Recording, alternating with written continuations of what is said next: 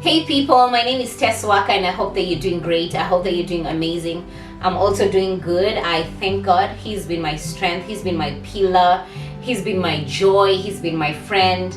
Honestly, I just can't imagine life without God. God is everything in this life. I want to share scripture that I've been meditating on this week from the book of 2 Corinthians chapter 2, verse 11. It talks about the devil. We don't talk about the devil much, do we? And it's important because the devil is our enemy. The Bible calls him our enemy. And not that we're trying to make him famous or trying to make him important, but it is very key for us to know about the devil, for us to study about the devil. Why? Because he's coming after us. He's always coming after us. That's like his full-time JD.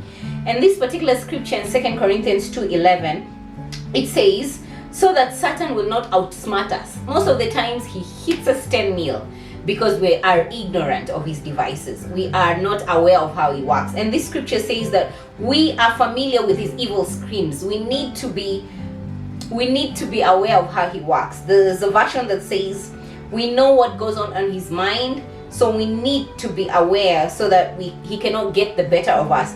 The New King James Version says, lest Satan should take advantage of us, for we are not ignorant of his devices. The adversary, the devil, so that he will not exploit us, we need to know of his clever schemes, his strategies. And basically the scripture in Peter says that he's like a roaring lion. He's looking for someone to devour. He's always trying to cause trouble. And it's important for us as believers to be aware of who this enemy is. We need to study his ways. We need to know his schemes. Why? So that he cannot take advantage of us. Because at times he really hits us 10-0 because we don't know about him. We don't know how he works.